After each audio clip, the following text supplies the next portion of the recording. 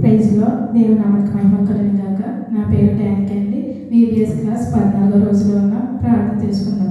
స్తోత్రం పరిశుద్ధ ప్రభువు నీకు రకరకాల ప్రభా అద్భుత ఆచార్యుల ప్రభా గొప్ప ప్రభా గడిచిన కాలం నుంచి కావాలనుకుని సజీవం దగ్గర కింద మమ్మల్ని అందరినీ కాచి తాచి భద్రపరిచిన దానికొని స్థాపించిన ప్రభా అయా పరిశుద్ధ ఆత్మ VBS క్లాస్ 14వ రోజులు అడుగు పెట్టడానికి ఇచ్చిన అయా కృపను బట్టి నీ కృతజ్ఞత ఆస్తులు చెల్లించిన ప్రభా వీడియో చూస్తున్న ప్రతి ఒక్క బట్టి మీరు దర్శించి నాకు అభిషేకం తెచ్చిపెట్టుకోవడం అసలు చేసినప్పుడు అడిగడుతున్నాం పర్వతండి ఆమె పాడుకుందామండి.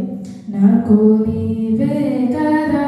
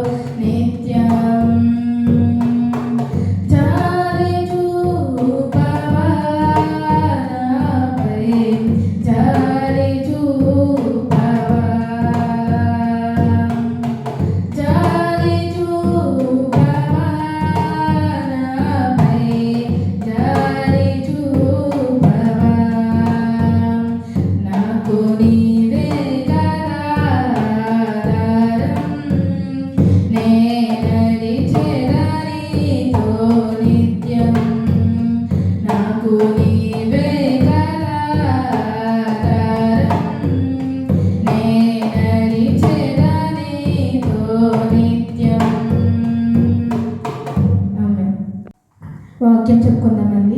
ఎలాంటి ప్రార్థన మనం అలవాటు చేసుకునేవారుగా ఉండాలి. ఎలాంటి ప్రార్థన మనం అలవాటు చేసుకునేవారుగా ఉండాలంటే మొట్టమొదటిగా వ్యక్తిగత ప్రార్థన అలవాటు చేసుకునేవారుగా ఉండాలి. వ్యక్తిగత ప్రార్థన అంటే మనం ఒంటరిగా ప్రార్థన చేసుకునే దాన్ని వ్యక్తిగత ప్రార్థన అంటారు. వ్యక్తిగత ప్రార్థనలో మన విశ్వాసం బలపడుతుంది.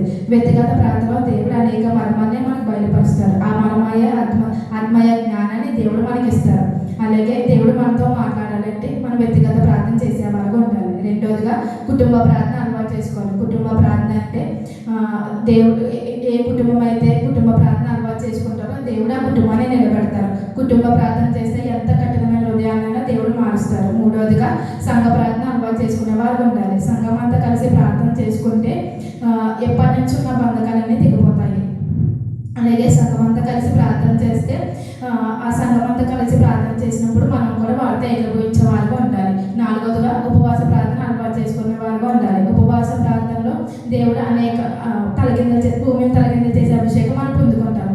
ఉపవాస ప్రార్థన నెలకి లేదా వారానికి ఒకసారి అయినా మనం చేసేవారుగా ఉండాలి. మనం అనుకున్న జీవితం మనం పొందుకోవాలంటే ఒక రోజు మొత్తం దేవునికి ఇచ్చేవారుగా ఉండాలి. ఐదోదిగా తగ్గింపు కలిగిన ప్రార్థన మనం అలవాటు చేసుకోవాలి. తగ్గింపు కలిగిన ప్రార్థన అంటే దేవునికి చాలా ఇష్టం. మన పాపాలన్నీ ఒప్పుకొని దేవుడి ముందు ఒప్పుకొని వాటిని విడిచిపెట్టి అలాంటి తగ్గింపు ప్రార్థన మనం చేసేవారుగా ఉండాలి. ఆరోజుగా మోకాల ప్రార్థన చేసేవారుగా ఉండాలి.